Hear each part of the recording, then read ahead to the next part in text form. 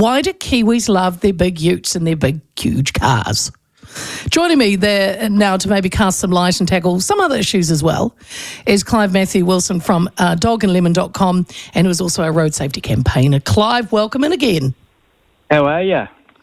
Well, I mean... Okay, so you said a whole lot of nonsense then, if you don't mind me saying so, right?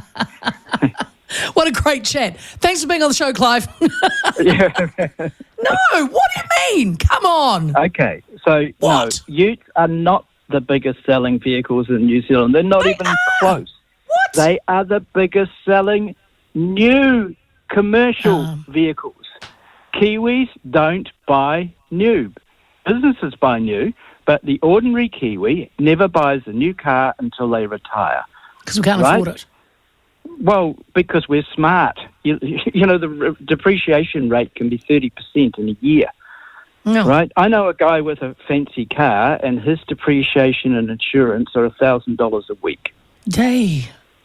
Right? Okay. So All let's right. stop this nonsense. Explain Second to me, though, all the SUV. utes I'm seeing. Just a In second. the city. Second thing, SUVs. SUV simply stands for Sports Utility Vehicle. Yes. Right? And the ones that everybody is upset about, including me, are the ones sold in America, right? Where they're as long as your driveway, right? The ones sold in New Zealand tend to be much smaller, right? And an SUV includes, say, a Honda CR-V, which is just a Honda Civic on stilts.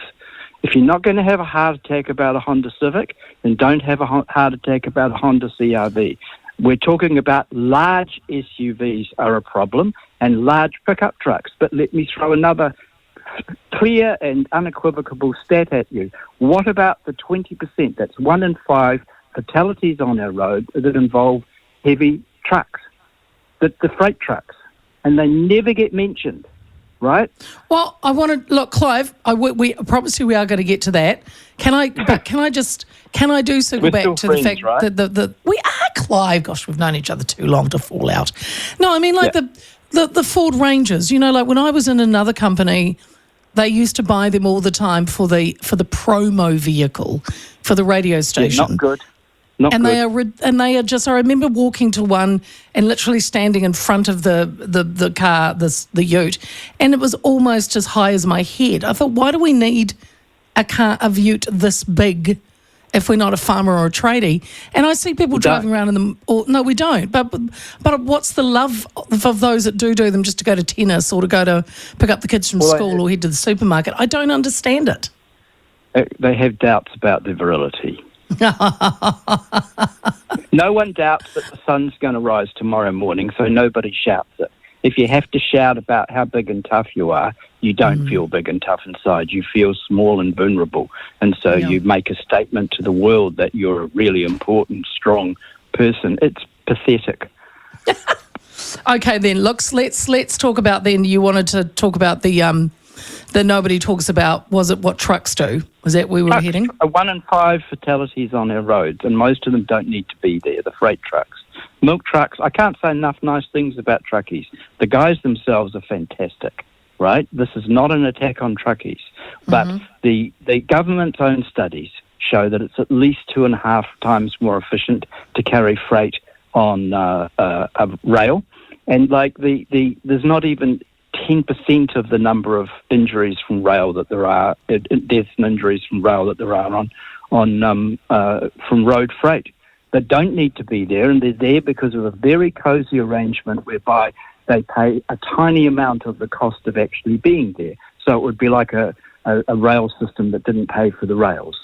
So 80% of the damage on roads is caused by trucks, and they don't pay 80% of the cost. So they have an unfair advantage, and they're a really major road safety risk. And one of the things that the government's new announced ferries, or probably announced ferries, have is they're going to make it harder to carry rail freight, that's being driven by the trucking industry, who are very close to the government and the ACT Party, and nobody even notices because they're quoting American articles about personal SUVs and pickups. that are a risk, and I don't think that people should buy them if they don't have a need, but they're not nearly as big a risk as freight trucks. So this $500 million, I think, dollar pledge to fix the potholes, and everyone's celebrating because, our roads, they were pretty bad. You're saying that that is not your problem. Well, it's a problem, but the problem is it's because the trucks have done it, and they should be paying for it. Yeah, but they don't pay. Yeah, they pay around about 23%. So road user charges from trucks pay about 23% of the cost of our roads, but they do 80% of the damage, and it costs, I think, a bit less than 80% of the cost of building our highways and making them strong enough and wide enough for trucks. It's a scam, and they've been doing it for years in full public view. But isn't it something like, is it we up to 90% of what gets around the country is done by trucks? Because they get a taxpayer handout for it. Well, our rail system isn't sufficient enough to get everything around on rail? It's catch-22. I mean, nobody's saying we shouldn't use milk tankers. Also, the goods have got to get from the rail depot to the warehouse, right? So no one doubts that. There's always going to need to be trucks. But carrying long-haul freight is really bad for the environment. It's really bad for the road toll. 1 in 5 accidents. That doesn't mean the trucks caused them. But it's like parking a shipping container on State Highway 1. What's going to happen when something hits it?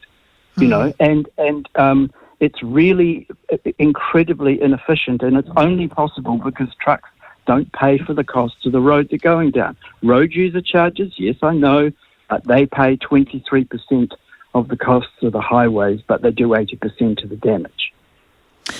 Can we have a quick chat about what you make of the coalition government's decision to reverse Labour's blanket speed limit reductions as of July 1st next year? Well, I think the whole thing's become a didn't. So on one side, what's actually happening is a symbolic war. Right, on one side you got the wokes, and the other side the rednecks. And for the rednecks, for the bicycle is a symbol of everything that's wrong with the world. For the wokes, the pickup truck is the symbol of everything that's wrong with the world. And so they keep firing salvos of statistics at each other. And the truth is somewhere as usual in between, right?